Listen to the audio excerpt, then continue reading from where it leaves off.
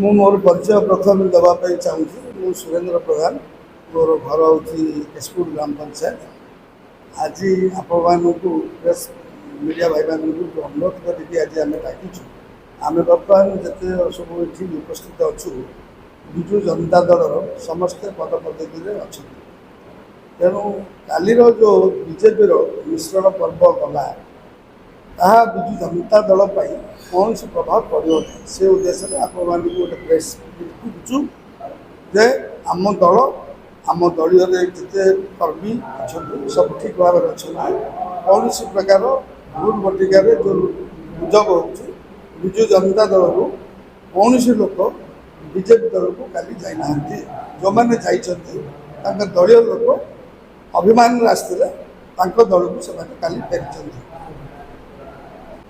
ରାଣୀମା ଦୀର୍ଘ 10 ଯୋଜନା ଏଠି ପଦପଦବୀରେ ରହିଆସିଛନ୍ତି। ଖଲିକୋଟ ନିର୍ବାଚନ ମଣ୍ଡଳୀ ହେଉଛି ଗଞ୍ଜାମ ଜିଲ୍ଲାର ପ୍ରଥମ ନିର୍ବାଚନ ମଣ୍ଡଳୀ ଆରମ୍ଭ। ରାଣୀମାଙ୍କର ବିୟୋଗ ପରେ କିଛି ଲୋକ, ଯେଉଁମାନେ ମୁଷ୍ଟିମୟ ଲୋକ, ସେମାନଙ୍କୁ ଦଳ ତରଫରୁ ବହୁତ ସୁବିଧା ନେଇଛନ୍ତି। ଆଉ ସବୁବେଳେ ସେ ସୁବିଧା ମିଳିବ ବୋଲି ବି କିଛି ଠିକ୍ ନାହିଁ। ଦଳ ଯେତେବେଳେ ଯାହାକୁ ଯାହା ନିଷ୍ପତ୍ତି କରିବ ସେହି ଅନୁସାରେ କାର୍ଯ୍ୟ କରିବା କଥା। କିନ୍ତୁ ସେମାନଙ୍କୁ ଯେଉଁ କିଛି ବନ୍ଧ ଉଦ୍ଦେଶ୍ୟରେ ଯାଇଛନ୍ତି, ଦଳ ପାଇଁ କିଛି ଫରକ ପଡ଼ୁନି। ମୁଁ ଖଲିକୋଟ ବ୍ଲକ ଯୁବ ବିଜେଡ଼ି ସଭାପତି। ପ୍ରେସ୍ ମିଟ୍ ଡାକିବାର କାରଣ ମିଶ୍ରଣ ବାରମ୍ବାର ଯେଉଁ ହେଉଛି, କିଛି ସ୍ୱାର୍ଥପର ଲୋକ, ଆମର ତ ସରପଞ୍ଚ ସମସ୍ତେ ଅଛନ୍ତି, କିଛି ଲୋକ ଯାଇଛନ୍ତି। ତାଙ୍କର ସ୍ଥିତିହୀନ ହେବା ପରେ ଲୋକ ତାଙ୍କୁ ଚାହୁଁନଥିଲେ। ଯେଉଁମାନେ ସରପଞ୍ଚ ନିର୍ବାଚିତ ହୋଇଛନ୍ତି ବିଜୁ ଜନତା ଦଳରୁ, ସରପଞ୍ଚମାନଙ୍କର ସେଇ କାପାସିଟି ନଥିଲା। ଯାହା ଯାଇଛନ୍ତି ବିଜେପି କି, ତାଙ୍କେ ପୁନର୍ବାର ବିଜେପି କି ଗଲେ, ଲୋକ ତାଙ୍କୁ ବିରୋଧ କଲେ, ବାରମ୍ବାର ରିପିଟ୍ କରି ବାରମ୍ବାର ବିରୋଧ କରି ତାଙ୍କୁ ବିଜେପି ପଳେଇଛନ୍ତି। ଆମର ବିଜୁ ଜନତାର କିଛି ଫରକ ପଡ଼ିବ ନାହିଁ। 42,000 ସମଥିଙ୍ଗ କେତେ ଭୋଟ ହୋଇଥିଲା 2019ରେ। ଖଲିକୋଟ ରାଣୀ ମାଙ୍କର ନୀତି ଆଦର୍ଶ, ସାକେତ ବାବୁଙ୍କ ନୀତି ଆଦର୍ଶ, ସାକେତ ବାବୁଙ୍କ ସହିତ ବାରମ୍ବାର ଆମେ ସାକ୍ଷାତ କରୁଛୁ। ଓଡ଼ିଶା ସରକାର ବି ସାକ୍ଷାତ କରୁଛନ୍ତି।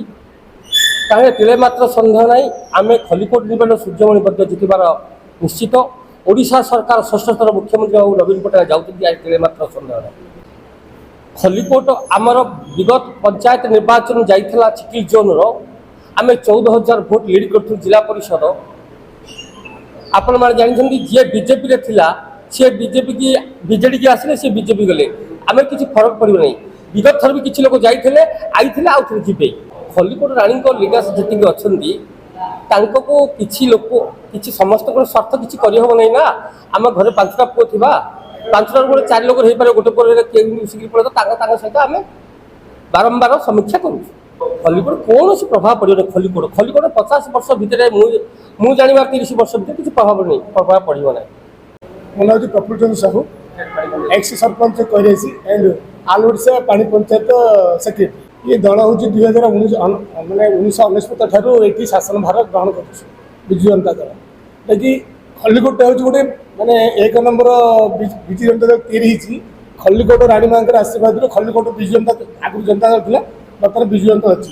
ଇଏ ହେଉଛି ଏଇଟା ଗଡ଼ ଗୋଟେ, ଏଠି କିଛି ପ୍ରଭାବ ପଡ଼ିବ ନାହିଁ। ଦ୍ୱିତୀୟ କଥା ହେଉଛି ଏ ଯେଉଁ ମିଶ୍ରଣ ପର୍ବ କଥା କହୁଛନ୍ତି, ଏ ଯେଉଁ ନୂଆରେ ଲୋକ କେଞ୍ଚୁଆ ଗୋଳିଆ ପାଣି ମିଶିଲା ଭଳିଆ କିଛି ଲୋକ ଯେଉଁ ନୂଆରେ ମିଶୁଛନ୍ତି, ସେମାନେ ଜାତି ଧର୍ମ ପରିବର୍ତ୍ତନ କଲା ପରେ ଟିକେ ଅଧିକା ଦେଖେଇ ହୁଅନ୍ତି। ତ ସିଏ ହେଉଛି ଯେଉଁ ଫମ୍ପ ମାଠିଆର ଶବ୍ଦ ବେଶୀ ଭଳିଆ, ବର୍ତ୍ତମାନ ସେଇଟା ସେ ଚଲେଇଛନ୍ତି। ଏଥିରେ କିଛି ପ୍ରଭାବ ପଡ଼ୁନି, କାହିଁକିନା ଅଣ୍ଡର ସ୍ରୋତ ଆମର ଅଛି। ଏଇଠି ବିଜୁ ଜନତା ଦଳର ଗଡ଼, ରାଣୀ ମାଙ୍କର ଆଶୀର୍ବାଦରେ ଇଏ ଦଳ ଚାଲିଛି। ଏଠି କିଛି ପ୍ରୋବ୍ଲେମ୍ ପଡ଼ିବନି ବୋଲି ମୋର ବିଶ୍ୱାସ। ଯେଉଁମାନେ ରାଣୀ ଲିଗାସି କହୁଥିଲେ, ମୁଁ ତାକୁ ଗୋଟେ ତର୍ଜମା କରୁଥିଲି, ଯେଉଁମାନେ ରାଣୀ ଲିଗାସି କହିକି ବେଶୀ ଭାଷଣ ମାରୁଛନ୍ତି, ସେମାନେ ବୋଧହୁଏ ରାଣୀ ଲିଗାସି ନଥିଲେ। ଯଦି ପ୍ରକୃତରେ ରାଣୀ ଲିଗାସି ହେଇଥାନ୍ତେ, ରାଣୀଙ୍କର ଆଶୀର୍ବାଦରୁ ଏଇଠି 10 ଥର ବିଜୁ ଜନତା ଦଳ ଜିତିକି ଅଛି। କିନ୍ତୁ ଆଜି ସେ ମରୁ ବା ସେ ହିଓ ମଧ୍ୟ କରୁ ତାଙ୍କ ବିରୁଦ୍ଧରେ ଗୋଟେ ସଂଗଠନ ତିଆରି ହେଇଗଲା। ଏଇଟା କେତେ ଦିନ ରାଣୀ ଲିଗାସି ଆପଣମାନେ ଅନୁଭବ କରୁଥିବେ। ଯଦି ପ୍ରକୃତରେ ରାଣୀ ଲିଗାସି ହେଇଥାନ୍ତେ, ତାଙ୍କ ଯିବା ପରେ ଏ ଦଳକୁ ଭାଙ୍ଗିବା ପାଇଁ ଚେଷ୍ଟା କରିନଥାନ୍ତେ। ତେଣୁ ଯେଉଁମାନେ ପ୍ରକୃତରେ ରାଣୀ ଲିଗାସି, ସେମାନେ ଠିକ୍ ଅଛନ୍ତି, ରାଣୀ ମାଙ୍କର ଦଳକୁ ବଞ୍ଚାଇବା ପାଇଁ ଅଛନ୍ତି। ଯେଉଁ ଗଛ ରାଣୀ ମା ପୋତିଥିଲେ, ତାକୁ ରାଣୀ ଲିଗାସି କହୁଥିଲେ, ଗଛରୁ ଭାଙ୍ଗିବା ଚେଷ୍ଟା କରୁଛନ୍ତି। ତେଣୁ ଏମାନେ କି ରାଣୀ ଲିଗାସି? ଯଦି ପ୍ରକୃତି ରାଣୀ ଲିଗାସି ଥାନ୍ତେ, ଯଦି ରାଣୀ ମାଙ୍କୁ ଭଲ ପାଉଥାନ୍ତେ, ମୁଁ ମୋ ବୋପାର ପୁଅ, ଯଦି ମୋ ବାପା ମୋର ଜାତି ଧର୍ମ ଚେଞ୍ଜ କରିଦେଉଛି, ତାହେଲେ ମୁଁ କି ବୋପାର ପୁଅ? ତେଣୁ ଏଇଠି ରାଣୀ ଲିଗାସି କେହି ନଥିଲେ। ଯେଉଁମାନେ ରାଣୀ ଲିଗାସି କହୁଛନ୍ତି ସେମାନେ ବସୁଛନ୍ତି, ଆଉ ଯେଉଁମାନେ ରାଣୀ ଲିଗାସି କହୁଥିଲେ ଭାଷଣ ମାରୁଥିଲେ, ଯେଉଁମାନେ କହୁଥିଲେ କାଲି ମୁଁ ଶୁଣିଛି ଯେ ଏଇଠି ପିସି ସେଇଠି ହଟାଅ ଖଲିକୋଟ ବଞ୍ଚାଅ, ଯେଉଁମାନେ ଏଇ ନାରା ଦେଉଥିଲେ ଆଜି ସେମାନେ କ'ଣ ନାରା ଦେଉଛନ୍ତି ଆପଣ ଅନୁଭବ କରୁଥିବେ, ଆପଣ ପ୍ରେସ୍ ମିଟ୍ ଦେଖୁଥିବେ, ଆପଣ ଡିବେଟ୍ କରୁଥିବେ ସେମାନେ ଥିଲେ। ତ ସେମାନେ ଆଜି କହୁଛନ୍ତି ଯେ ପିସିସି ଆସୁ ଖଲିକୋଟ ବଞ୍ଚୁ। ତ ଏମାନେ କେତେ ଦୂର ଖଲିକୋଟ ପାଇଁ କାନ୍ଦୁଛନ୍ତି ବା ଖଲିକୋଟ ପାଇଁ ସ୍ନେହ ଅଛି, ଶ୍ରଦ୍ଧା ଅଛି, ଖଲିକୋଟ ଭଲ ପାଉଛନ୍ତି, ରାଣୀମାଙ୍କୁ ଭଲ ପାଉଛନ୍ତି, ଏଥିରୁ ଆପଣମାନେ ଅନୁମୟ ହୋଇପାରୁଥିବେ। ଯେଉଁମାନେ କିଛି ଆସିଥିଲେ ଏମାନଙ୍କ ପାଖକୁ ଜିତିଲା ପରେ ସେମାନେ ଆସିଥିଲେ ନିଜର ସ୍ୱାର୍ଥ ପାଇଁ ଯେ ଆମେ ଆସିଲେ ଏମ୍ଏଲ୍ଏ ନେବୁ, ଏମ୍ପି ନେବୁ, ସମିତ ସାର୍ ନେବୁ। ତ କିଛି ଲୋକ ଏଇ ମାଧ୍ୟମରେ ଆସିଥିଲେ। ତ ଆଜି ସେମାନେ ଏ ଯେଉଁ କଥା ପାଣି ପାଣି କ୍ଷୀର କ୍ଷୀର ହେଇଯାଇଛି। ଯେଉଁମାନେ ଆମ ଦଳ ନଥିଲେ ସେମାନେ ଯାଇଛନ୍ତି, ଆମକୁ କିଛି ଫରକ ପଡ଼ିବ। ଯେଉଁମାନେ ଆମର ହାରିଛନ୍ତି କ୍ୟାଣ୍ଡିଡେଟ୍ ସେମାନେ ଆମ ପାଖରେ ଅଛନ୍ତି। ଯେଉଁମାନେ ଆମ ବିରୋଧରେ ଜିତିଥିଲେ ସେମାନେ ଆସିଥିଲେ, ଆଜି ତାଙ୍କୁ ଗୋଟେ ସୁଯୋଗ ମିଳିଛି ସେମାନେ ଆଜି ପଳେଇଗଲେ। ତେଣୁକରି ଆଜି କଥାରେ ଅଛି ଗୋଟେ ଇଂଲିଶରେ ପ୍ରୋଭର୍ବ ଅଛି, ଦି ମୋର ଦି ମେରିଆ। ଆଜିକା ଲୋକ ବେଶୀ ଚାହୁଁଛୁ ଯେ ମୋର ଗୋଟେ ହେଲା ସରପଞ୍ଚ ମାନେ ବି ହଉ, ସମିତି ସଭ୍ୟ ହଉ, ସମସ୍ତେ ଚାହାନ୍ତି ଅଧିକାର ଅଧିକ।